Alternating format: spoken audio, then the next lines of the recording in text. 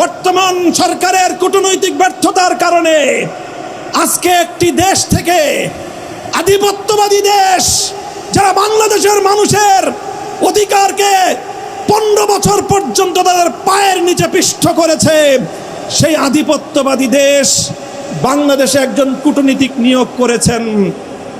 বিশ্ব ইতিহাসের সকল কূটনৈতিক সভ্যতা এবং ভদ্রতার শালীনতাকে, রেওয়াজকে উপেক্ষা করে তাদের একজন দলীয় এজেন্ডা বাস্তবায়নকারীকে বাংলাদেশে সেই বিজেপির দলীয় এজেন্ডা বাস্তবায়ন করার জন্য কূটনৈতিক হিসেবে বাংলাদেশে নিয়োগ দিয়েছে।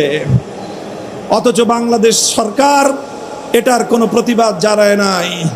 আমরা পরিষ্কার ভাষায় বলতে চাই, আমরা ভারত রাষ্ট্র এবং তার জনগণের সঙ্গে বাংলাদেশ সমতার ভিত্তিতে কূটনৈতিক সম্পর্ক স্থাপন করতে চায়।